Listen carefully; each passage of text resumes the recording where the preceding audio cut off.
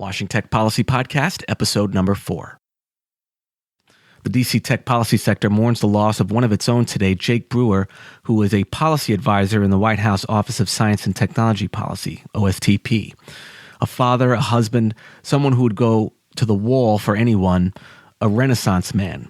He died in a cycling accident on Saturday as he was participating in a race to support cancer research. I didn't know Jake personally, but I wish I did.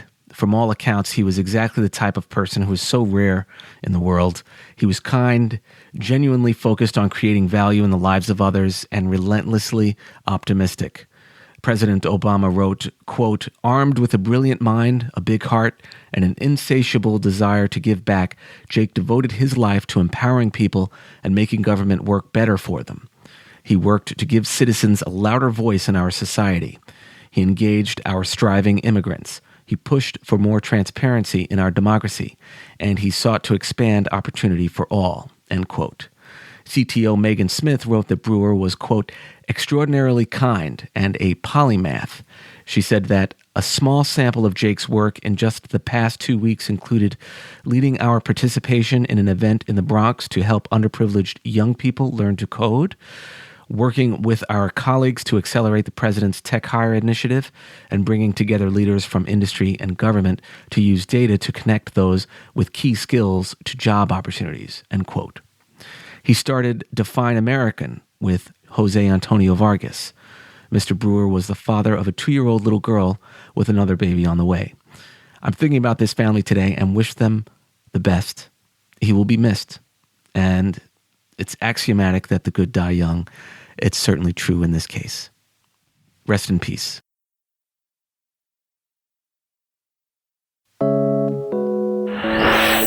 Moving the needle. Welcome to the Washington Tech Policy Podcast. Curating communications, media, and tech policy news so you don't have to.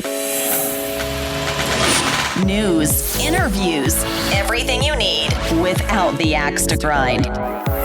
It's the Washington Tech Policy Podcast with Joe Miller.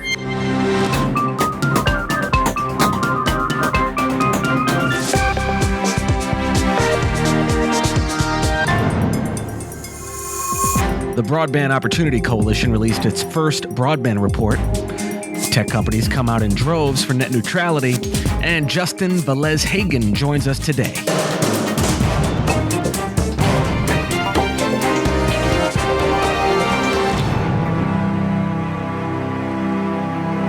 The 20 federal agencies that comprise the Broadband Opportunity Coalition released its first Broadband Opportunity Report yesterday. Highlights include $10 billion being made available to accelerate broadband, 25 megabits per second, and $2.3 billion to support broadband in recreation centers. You can find the report in today's show notes. Tech companies came out in droves on Sunday and Monday, filing their briefs in the D.C. Court of Appeals to defend the FCC's net neutrality order. The Internet Association, which represents Netflix, Amazon, Twitter, Etsy, Lyft, Uber, Pandora, Google, and others, filed in support, as did about 50 other groups. Massachusetts Democratic Senator Ed Markey and Democratic California Representative Anna Eshoo also weighed in to support the FCC's rules. The federal government submitted its brief as well. As expected, the brief argues that 1, the open internet order protects the primary form of communication of the 21st century by making it open for all. 2, that without such rules, broadband providers would be incentivized to erect market entry barriers for large and small companies alike, and 3, that the rules protect the status quo of broadband, no blocking, no degradation of traffic, and no paid prioritization. Oral arguments are scheduled for December 4th. At the CTIA convention in Vegas, FCC Chairman Tom Wheeler announced that 21st Century Fox will be participating in the wireless incentive auction. In the auction, the FCC is asking broadcasters to sell some of their spectrum so it can be allocated to wireless services. The auction can't work unless broadcast station owners like Fox agree to participate. President Obama has announced the United States will retaliate against China for cyber thefts if diplomatic efforts don't work. The president made the comments at a business roundtable event last Wednesday and said, quote, We are preparing a number of measures that will indicate to the Chinese that this is not just a matter of us being mildly upset, but is something that will put significant strains on the bilateral relationship if not resolved. And we are prepared to take some countervailing action in order to get their attention, end quote. The president also said, quote, frankly, although the Chinese and Russians are close, we're still best at this. And if we wanted to go on offense, a whole bunch of countries would have some significant problems. We don't want to see the internet weaponized in that way, end quote. Chinese President Xi Jinping will speak to U.S. business leaders on Wednesday. The advocacy group Human Rights Watch is pressing companies to confront Xi about China's censorship, surveillance, and data collection practices. U.S. Secretary of Commerce Penny Pritzker spoke at MIT's Koch Institute for Integrative Cancer Research. Pritzker advocated for increases in funding for lab research and reforms to ensure foreign workers trained in STEM in the U.S. remain here. She said, quote, we should not be educating these young people and then requiring them to go home. The Pope is in D.C., Philadelphia, and New York this week, and the Federal Aviation Administration has warned drone users to stay away from those cities. The FAA defines drones as devices that weigh less than 55 pounds, stay under 500 feet, and move at less than 100 miles per hour. Separately, the FAA is also investigating an incident in which an 11-month-old baby was injured from debris that fell from a drone that was being flown in L.A. The House Judiciary Committee approved the Judicial Redress Act that would allow Europeans to sue in U.S. courts when their data is misused. The Court of Appeals for the Federal Circuit ruled Thursday that Samsung should not be permitted to use 3 of Apple's smartphone patents. The patents include the slide lock, autocorrect, and process for converting numbers into text hyperlinks. CNN broke its own record on Thursday. The GOP debates garnered the largest audience the network has ever had, with 23 million viewers, breaking the previous record set by Larry King Live in 1993.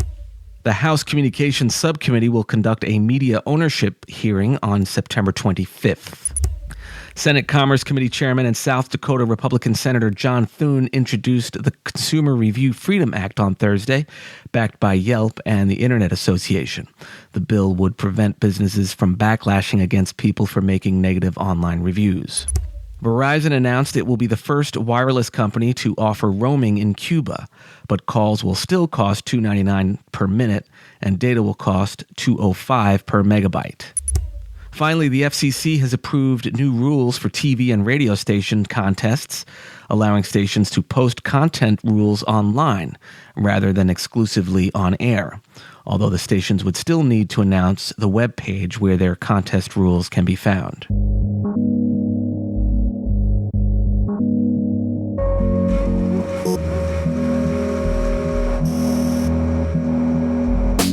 My guest today is Justin Lez-Hagan, an economic policy analyst, as well as a policy researcher at the University of Maryland-Baltimore County. He is also the founder of the National Puerto Rican Chamber of Commerce and has served as an adjunct faculty member in economics. His work has been featured in numerous national publications, including Forbes, Fox News, Politico, The Hill, Politics 365, NBC, and the Huffington Post, as well as newspapers and various academic publications around the country and in Puerto Rico. He has also been a requested guest on the Fox Business Network, Voice of America, Al Jazeera America, Al Jazeera English, HuffPost Live, NPR Radio, Sirius XM, and Fusion. Previously, Lez-Hagan worked as an international developer of assisted living facilities. He also founded DC Concrete Technologies, which was a frequent guest on HGTV's Curb Appeal, NBC's House Smarts, and was featured in several national and local magazines and newspapers. Lez-Hagan is the advisory chair for the Future Leaders in Policy and serves on the boards of several national organizations, such as the National Military Family Association's Technology Advisory Board, the Latino Coalition's National Advisory Board, and the Multicultural Media, Telecom, and Internet Council's Telecommunications and Internet Policy Task Force.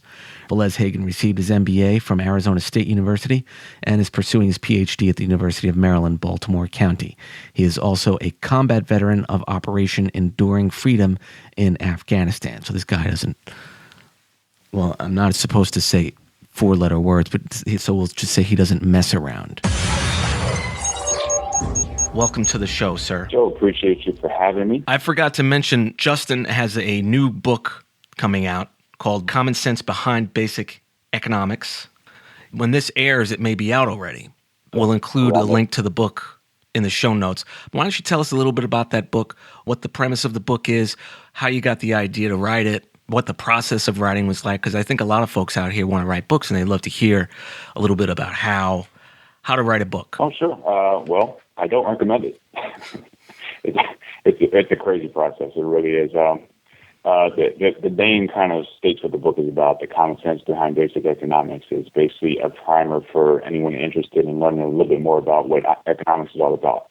It seems a little bit overly complicated to most people, especially how it's pitched in the classroom or what you may see on the news by someone who tries to at least present themselves as being a little bit smarter than the rest of us. But really, when it comes down to it, there's a lot of common sense behind it.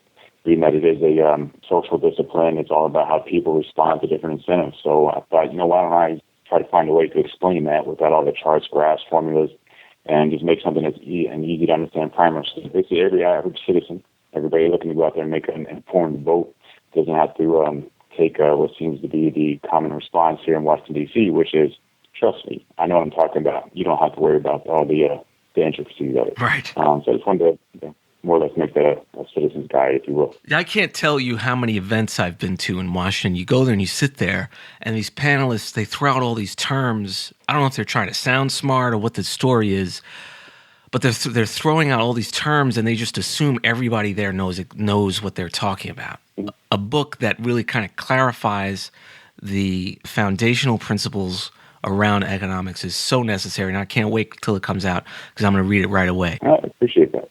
So I wanted to have you on today because I want to talk about Puerto Rico and what's going on there.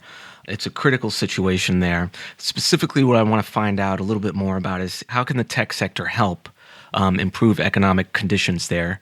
What types of investments should the tech sector be making?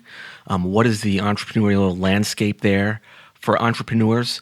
So can you tell me a little bit more about the background on Puerto Rico's bankruptcy and how this all came to be and what the options are for Puerto Rico going forward? Sure. Anybody who's been paying attention or seen the news at all the last even year or so, really there's been a couple of peaks where Puerto Rico's had some really bumpy bumps in the road, really big bumps in the road where it's come up to, say, a big debt payment, and it's been negotiable whether or not they've been able to pay it. So you've probably seen something about that here and there in the news, especially when Greece is hitting their peak and everyone's comparing the two. But really, Puerto Rico just has a big debt issue. They have a debt issue that doesn't seem so large compared to, say, the U.S., who has a greater than 100% debt to GDP ratio, which just means that it has more debt than it has gross domestic product, or the total consumption of the entire country for a year has more debt than it does that. So it's actually higher in the U.S., whereas in Puerto Rico it's about in the 70th percentile. So it seems like it's lower compared to that. So why is Puerto Rico in such a dire straits or poor situation? Well, it's because they have no growth. They've been stagnating for about the last decade. They don't have any growth prospects in the foreseeable future. I mean, if you can't grow your economy at all, there's no way you can pay back any kind of future money, no matter what.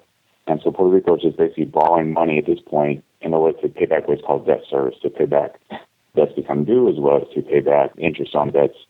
And they're doing this over and over, and they've been doing it over the last few years to the point where they have a liquidity problem where they're pretty much insolvent, where they can't afford in the near future of the next month or two. And actually, by the time it's aired, you may have seen that it's already come to a head where Puerto Rico can't afford to pay their future bills anymore. So that's the biggest problem, is that they just don't have the liquid finances to be able to pay this ongoing borrowing spending philosophy that's been prominent in Puerto Rico over the last couple of decades, really. But it's not like Greece. It is like Greece in a couple of ways. I mean, high debt, but Greece's debt is way higher. Greece's debt is almost double. Well, it's much higher when compared to their GDP. It's much higher than Puerto Rico's. It's almost double what Puerto Rico's is in that percentage term-wise.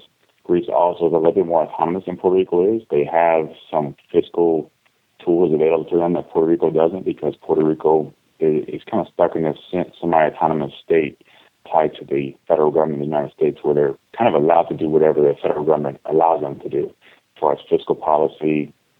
But also, similar to Greece, they don't have monetary policy tools. And I won't get into how the Federal Reserve or central banks work and how they can use those monetary tools to help their their economy in the future. But perhaps one of the biggest distinctions is that everyone knows that if you're Puerto Rican, you're American, so you can move. You're very mobile. You can move between the U.S. mainland and Puerto Rico very easily. So, if you have a poor opportunity in Puerto Rico, you move to the mainland, which is unfortunately what's happening to Puerto Rico. They're shrinking faster, 10 times faster than any American state. So it's kind of tough on them. Plus, they have a lot of backstops from the federal government. There's a lot of transfer benefits that Puerto Ricans get. I think approximately 40% of the economy is actually due to some sort of welfare transfer benefits. So there's that backstop that the Greeks don't have because they're running out of money. And Greece also has the IMF. It has what's called the Troika, the IMF, the European Central Bank, through different groups that they can borrow money from and kind of negotiate with, whereas Puerto Rico still just has the backstop of the U.S. And at some point, I think the U.S. is going to step in one way or another. In fact, they already have. Again, I won't get into the details of how the U.S. might be helping them out. So there are some distinctions. Puerto Rico is probably going to be in a better situation in the long run, even though they've got a significant hurdle to get over in the near future. So now, tell us about the differences in bankruptcy protection between states and the Commonwealth of Puerto Rico. What are the differences in terms of Puerto Rico's options when it comes to bankruptcy? Well, every other municipality across the U.S. has the option afforded to them in the bankruptcy code they basically have the option to file for what's called a Chapter 9 bankruptcy. So, there's Chapter 9 and Chapter 11 for businesses and people in case they have debts that are far beyond what they're able to afford in the future, and then you can go through a court-supervised bankruptcy.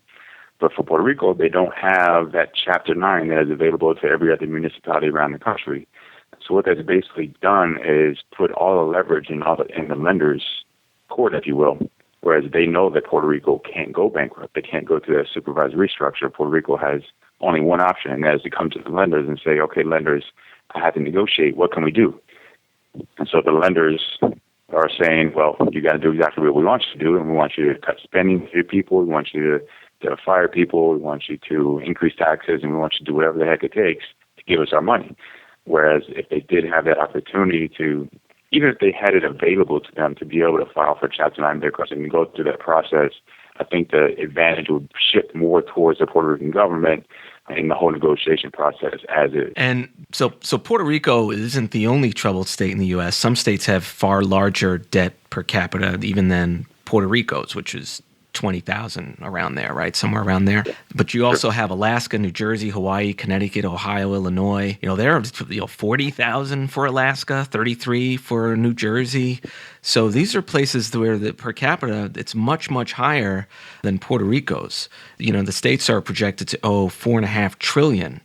So tell us a little bit more about what's going on with all of these different states and how is the situation in Puerto Rico different? Well, the states have really increased their debt for the same reasons that most countries have around the world. When we went through the recent recession, we said, okay, we got to borrow in order to more or less smooth our consumption over the time period. We still have these same needs. We need to pay for the needs and services that people demand, so we're going to increase our debt and borrowing in order to cover that until we get over this hump and see future growth again. The thing is, when people see these numbers, they're really simplistic figures, if you will. They're just taking the total debt and divided by the number of people in the state and coming up with this figure. Well, in reality, what you need to do is do a different calculation that takes into consideration just the people that are paying taxes in the state. If you can figure that number, the net tax rate per person in Puerto Rico, you look at about $15,000 per person in Puerto Rico, whereas the next highest considering state next to that is about $5,000 for Connecticut, and about the same for Hawaii and California. So it's a huge difference when you consider those numbers. And when you look at it that way, really Puerto Rico is about 3 times that of the next closest competitor, if you will, Connecticut. So you can see that it's in much more dire straits than the other states. Yeah, I mean, it's just it's very sad what's happening there. I was just in Puerto Rico a couple of months ago, and it just seems like to me it's just always had so much potential. And, for whatever reason, it just hasn't been able to materialize. And so that's, kind of what got me thinking, and some other folks, and thinking about, well, what can the technology sector do? And is there a way out for folks there who want to stay in Puerto Rico but are unable to find employment.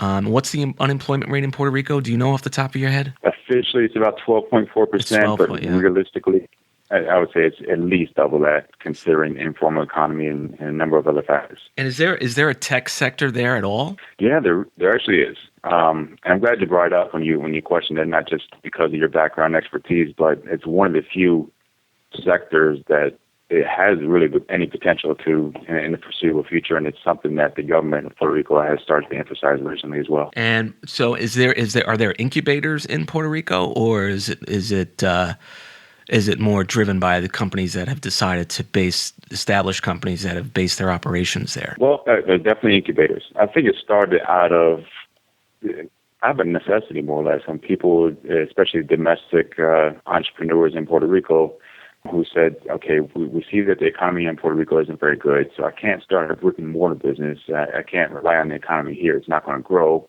I don't see any potential growth, so I got to think of something that really extends beyond our borders. So the tech sector is kind of developed in Puerto Rico out of desperation, if nothing else. People looking for a way to start a business to make some money, and said, okay, we got to take advantage of something that gives us access to a greater market. Do you see some successful examples, or do you see some millionaires coming out of there? Or even not even millionaires? Not even millionaires, just folks who have thriving businesses online. Definitely. Yeah. Definitely. I would say that there's, I don't want to call it a booming tech sector, because comparing it to, say, Silicon Valley or New York or some other kind of big cities in the country, it's really nothing. But a sector that's really providing a bulk of the people, the participants in it, a way to make a living is huge in Puerto Rico. So you got a prevalent and prominent enough sector that's growing, because the government's it's one of the few industries that the government is making an investment in, and starting to say, okay, we want to throw some tax incentives at, say, this techno hub that we want to develop here in what's traditionally a business sector of Puerto Rico. We want to give everybody Wi-Fi, and we're going to give you set up a couple of offices where people can share office space, and we're going to start an incubation zone, if you will. The government will offer some resources, but really we just want you guys to help each other and have the resources available to you in this entrepreneurial meetup zone. And everybody's kind of joining these couple of areas, and they're joining different groups. In Puerto Rico, is the only way they're really supporting is through tax incentives. The government, the only way they're supporting is through tax incentives. And they come up with a couple of other different programs for giving them the tech tools they need, such as broadband. And there's some really good tech angel funds out there. One in particular is called ARC Angel Fund, ARC Angel Fund. And they're just looking for these young tech entrepreneurs who have the skills.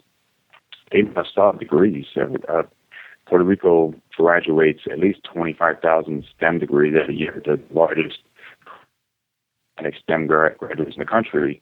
They have all these people with degrees, but most of them say, why do I want to stay in Puerto Rico? I'll go to the U.S. mainland and find a job that pays way more, even at the bottom of the company. Mm-hmm. But so these startups and these incubators are starting to say, I can take advantage of this, because if people can, they'd rather stay here if they can make the money. So they find ways to get these great minds together, these young minds, hungry minds, and they create all these groups. And there's actually a bunch of them in Puerto Rico if you do a little research. And sometimes it's hard to dig because a lot of it's in Spanish, of course. But some of the better ones are starting to realize, okay, our market's not just going to be in Spanish. We got to expand, so we translate into English when we can. But there are a number of startups that are popping over there. I'd be glad to give you a couple examples if you like. Yeah, that'd be great, and we'll link to those. But one in particular I thought would be of interest to you, given an attorney, being I guess all attorneys have continuing education that they have to keep up in order to maintain their licenses. Is that how it works in your field there, Joe? I don't confirm or deny whether I'm a lawyer. Well, in a previous life, alternative universe, I believe you have some kind of law. Right. Yes. So there's a gentleman down in Puerto Rico who created what's called Educaddy, to translate into English, and it's EDUCADDY.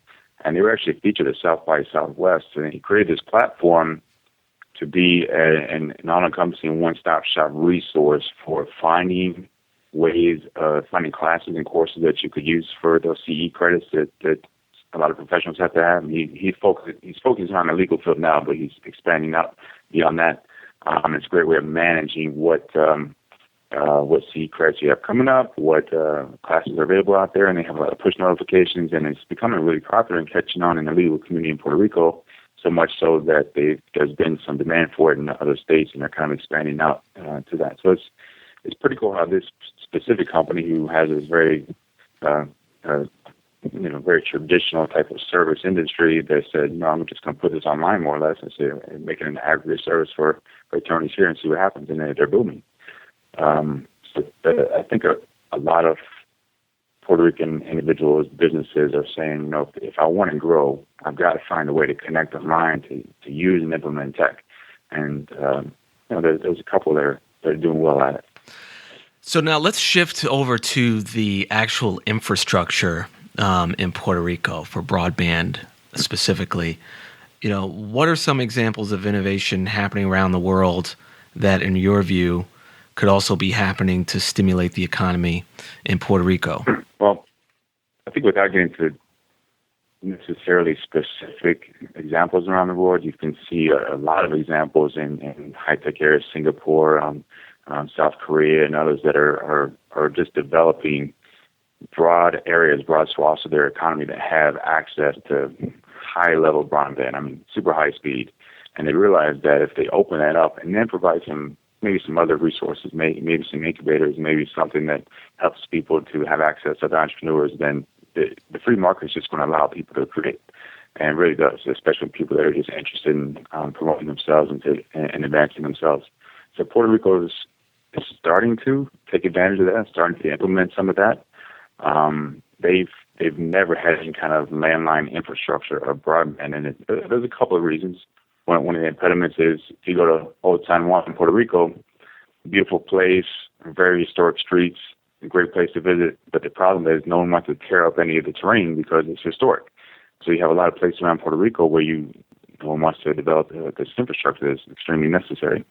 So what Puerto Rico has done is they're taking this technology that they've seen around the world, specifically in Old San Juan, for example, they've developed this technology to implement this plan called Zoom in Puerto Rico, where they're actually running fiber optics through the sewer system in Old San Juan and using some kind of robotic technology to drive to the sewer system, put up these fiber optic cables so that the whole area of Old San Juan, which is a very prosperous business area, can now be wired, can have that solid infrastructure that they can use to develop and grow and do exactly what they should have been doing for decades, for at least a decade, I should say.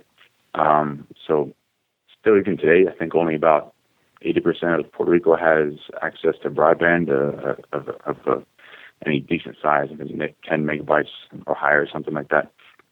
And it wasn't that long ago, I think, where I was getting at initially, that I remember that most of the island had maybe 3G up to very recently. And it's almost, you could go to the island and feel kind of embarrassed that your phone didn't work in highly populated areas of Puerto Rico that should have the latest technology. There's really no reason for it. But they're catching up really quickly. And I don't know if it's necessarily because of government incentives and development, but it certainly is probably partly based on a desperation for some kind of growth. Now, let's get to my favorite part. I want to find out about Puerto Rican entrepreneurs here in the U.S. Who are some of the top Puerto Rican entrepreneurs in the U.S. that we need to hear more about? There's two of them here in D.C., and they're two of my favorites that I really like because they're both friends of mine. So I get to brag on them a little bit, and then I get to go back to them and tell them I bragged on them so that they can maybe invite me out to some fancy dinner or something like that. But one is Tony Jimenez, who is a Puerto Rican guy, former Army colonel. He started a company called Microtech. He started right from his kitchen table, just like the old cliche entrepreneur started from his garage kitchen table. He literally started his kitchen table. He sat down with his wife one day and said, "Look, I want to take advantage of these skills that I developed throughout my Army. What can I do?" So he started basically working on procurement with the federal government. Built this into a $400 million plus company here in the D.C. area that most people haven't heard of. Wow. And now they're growing tremendously. He just got a contract with the FBI for like $1 billion plus, and it's just one of dozens of recent success stories he's had. So, but one of his more or less competitors is, and I don't know if they're friends or not, but her name is Lynette Spano, Lynnette Spano, and she started what's called SCI Consulting, and they have a big sign on top of a building out in Tyson's Corner. But she started as a receptionist at some IT firm in New York, has a high school degree, but nothing beyond that, and just said, you know what, they can do this, why can't I do it? And she just started her own consulting company out of New York, expanded out to D.C., started doing contracts with the federal government.